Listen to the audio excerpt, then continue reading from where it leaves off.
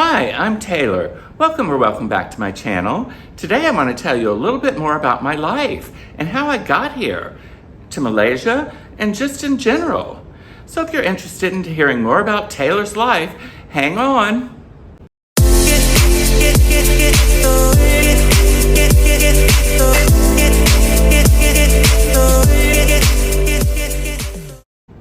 Okay, so I've had several people, well, actually probably more than several, who ask me some rather personal questions or just want to know about what I've been through in my life. So I'm going to go through it as briefly as I can so you'll know where I'm coming from. As I've said before, I was born in Charleston, South Carolina, a southern town on the east coast of the U.S. on the Atlantic Ocean. My father was in the military and he was stationed there. We only lived there about the first 18 months of my life, and then my dad was transferred to Paris, France. Well, I'm sure that was really exciting for my parents and my sister and two brothers at the time, but for little me at 18 months, not so much. Back then, the Navy shipped the whole family over on an ocean liner, even our car, so that was kind of cool. But like I said, even though I love cruising, I don't remember my first one. We lived in Paris for a couple of years. I'll show you a few pics of that and show you what a cute little boy I was.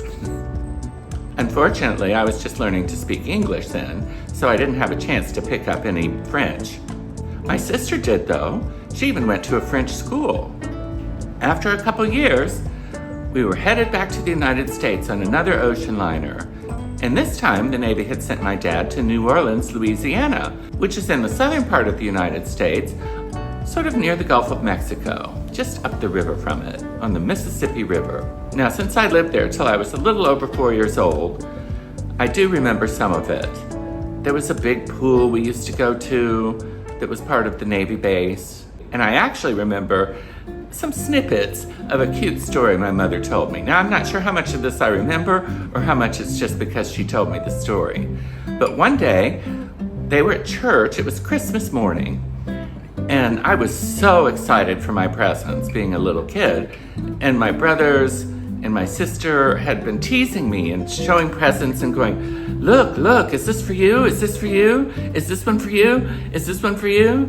So, yeah. That got me really excited. So what I did, and I don't think this would ever happen today with all the security measures involved, especially watching young kids, but I snuck out of the church nursery and I walked home and I opened every present under the Christmas tree. Well, of course my parents were freaked out when they realized I was gone from the nursery, but relieved they found me at home, but not so relieved that I didn't get a pretty good punishment. Now I know that I knew it was wrong what I had done, because when my parents got home, I was hiding under my bed, so scared. Anyway, my mom spent all this time rewrapping all the presents before she'd let the other kids come in. But that's kind of my first Christmas memory. Now my grandparents lived in Atlanta, Georgia, and they were pretty successful. I think mostly in real estate, because they owned a lot of houses and other property. I'm not quite sure how my grandpa did that, but he did. So between the time I was 4 and 5, my dad was diagnosed with Parkinson's disease, and he was discharged from the military. Actually more like retiring early.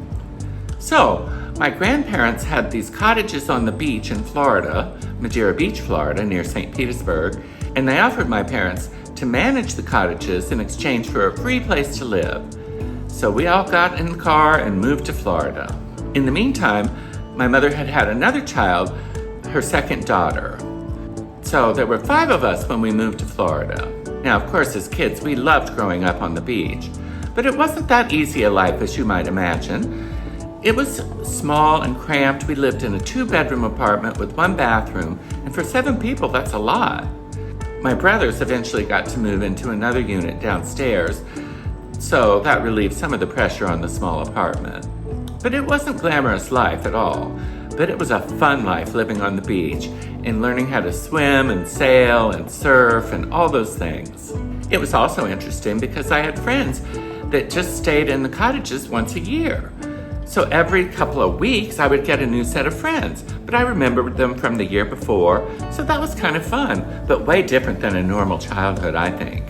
When I was about 10, my parents built a new house after my grandfather had died, and it was just a block away. The plan was we would live upstairs in a large apartment, 4 bedrooms, and there were 2 rental units downstairs that my parents used for income. I loved that house. I'll show you a few pictures of it here. It was quite a stretch for my parents to be able to afford this house, but they worked hard and scrimped and saved to get it, and my mother lived there until the day she died, which was wonderful, because she pretty much designed it. Like a lot of kids, I had sort of awkward high school years. I didn't really fit in with a lot of the crowds. I was kind of a hippie, if you can remember hippies.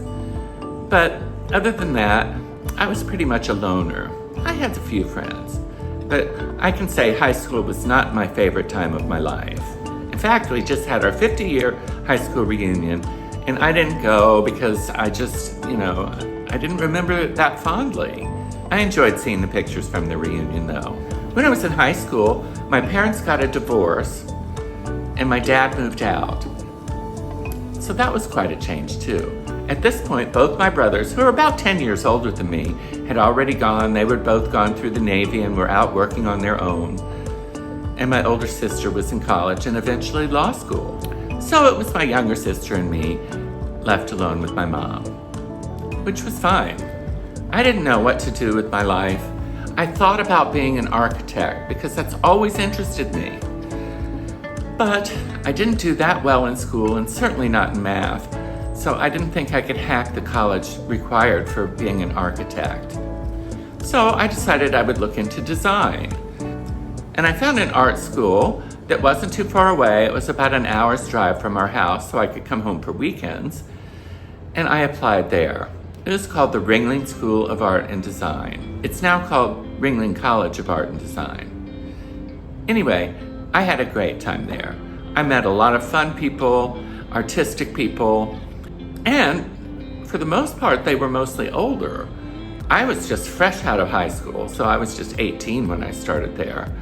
But most of the people in the class, I would think, were closer to 30 because they were doing it like a second career after they'd already gone to regular college. So like I said, that was like some of the funnest times of my life. You can see what characters we are in this picture of my class. This was my graduating class. It was a small school. So after I graduated from art school, I decided to move to Washington, D.C. because that's where my older sister lived. And I could stay with her until I got settled. That was the main, well, not the only reason, but the main reason I picked it because it was just sort of a soft landing, not just thrusting out into the world all on my own. So this was in 1975. So there was kind of a recession then, the economy wasn't good, and I had a hard time finding a job. I finally settled getting a job doing window display, which was artistic in a way, and I enjoyed it, and I ended up doing that for about 15 years. I worked at many local department stores in Washington, D.C., Garfinkel's, Woodward and Lothrop, the Heck Company, and Saks Fifth Avenue. It was sort of fun doing display windows. Unfortunately, because we didn't all have cameras in or, iPhones to take pictures of everything with, I only have a couple pictures of some windows I did. I mostly worked for the men's department. Briefly in the 80s, I moved back to Florida because I missed Florida and missed being near my family, so I thought I would give it a try. And I had met someone who talked me into buying a franchise, and of all things, a balloon delivery company. Now that sounds crazy, I know. Believe me, I know. I was never into balloons, but they made it sound like fun and easy work. Well, it wasn't fun or easy. I can tell you that. But interesting, I guess. I did that for a couple of years. It never made much money. And then I eventually sold the business. Here's a picture of me trying to promote the business. My advice to anyone is that don't do a business that you're embarrassed to talk about. I think that's pretty good advice, don't you? I lived with my younger sister while I was in Florida that time, and we had a good time living together. And I bought this old Cadillac which I thought was really cool, and I named it Stubby, because actually it was smaller than the normal Cadillacs, if you can imagine. It was still about 20 feet long. But I enjoyed having that car for a few years. I actually bought it from a neighbor, so I'd known the car since it was new. So after things didn't really work out for me in Florida, this was in the 80s, I decided to move back to DC because I had a lot of connections there, and I went back into visual display, or visual merchandising as they called it. I went back to a store I'd worked with originally called Garfinkel's, which was an old, quite nice store. Also, during all this time, I'd had relationships here or there, but I actually met someone during this time that I ended up staying with for 23 years. That's a long time. We had a good relationship, but in the end, we realized we weren't really suited. It shouldn't have taken us 23 years to figure that out. But anyway, we broke up on amicable terms. Well, I stayed at Garfinkel's until they eventually went out of business in 1990, which was devastating for me. But it was a sign of the times for retail then. At the same time, my older sister was starting a telecommunications consulting firm, and she asked me to design their offices. So I did that, but then she said, you don't have a job yet. Why don't you just come work for me and be my office manager? Well, I had no office manager experience. I had no experience in the office at all. I was used to doing window displays. But she was great. She sent me to classes for computer skills, and it's something that's really been great for me to know. It's even helping me today. Because of all the things I learned there, I'm able to edit and do all these films all on my own. So I worked for her for 10 years. Now, it's not always smooth sailing working for your sister, I can tell you that. But for the most part, she was great, and I'll be forever grateful to her for giving me that job. After 10 years, I moved on, and I got another job, kind of in the design field, selling furniture and helping people with their homes. That place was called Storehouse, and I loved it. I had purchased furniture for myself there many times, so I was familiar with it, and it was just a fun place to work. I enjoyed that and stayed there about 5 years. After that, my mother got cancer and died rather quickly in 2006, which was devastating for me. Now, my father had died back in the 80s when he was only 67 years old. It was complications from his Parkinson's disease, so that was a long time before. I had a hard time with my mom's death, and I took some time off from work then. Looking back, I see a big change happening in my life after September 11th, after the World Trade Center disaster. I was feeling more like I needed more in my life. Now, I've never been a church-going person, but I felt like there was just something missing. So I found a church that I liked. It was pretty open-minded. It was called All Souls Unitarian Church. The Unitarians have a basic belief in the inherent worth and dignity of all people, and I liked that sentiment, so I got involved there. Now, I'm not going to do anything to try to change you to become a Unitarian. I'm just telling you what happened to me. So anyway, because of that involvement, that opened up my next job, and final job as it turned out, unless you consider my YouTube channel my job now, which it pretty much is. So I got a job as Director of Administration for the River Road Unitarian Universalist Congregation. Isn't that a mouthful? It was in Bethesda, Maryland, and it was a great fit. I could use my skills in design to help them with the church. It was an award-winning 1960s building, and it needed some help. I also used all my skills of working in the office from my sister, but that was invaluable too. Anyway, it was a good fit, and they were wonderful people, and I stayed there for 7 years until I retired. They had a generous pension plan, so I was able to start thinking about retiring earlier than I normally would have. But, like I've said in other videos, I would not have been able to retire in the United States. So I started looking around, and I've had a friend that lived in Malaysia, so I thought I would check it out, and I came here a few times, and I decided that was for me. I had a beautiful apartment in Washington, D.C. at this time, as you can see in these pictures. I really loved it. But I was ready to retire, and so I did everything I could to get to Malaysia. I sold my apartment, I sold all my furniture, sold or gave away most of my things, artwork, everything. I just needed to make a clean start, and I'm so glad I did. I've been so happy here in Malaysia. 7 years in Penang, and now coming up on about 8 months here in KL. Now I do want to say, it may look like I had an extremely fortunate life, and I really did in many ways, but it wasn't always easy, and parts of it were a struggle, like everyone.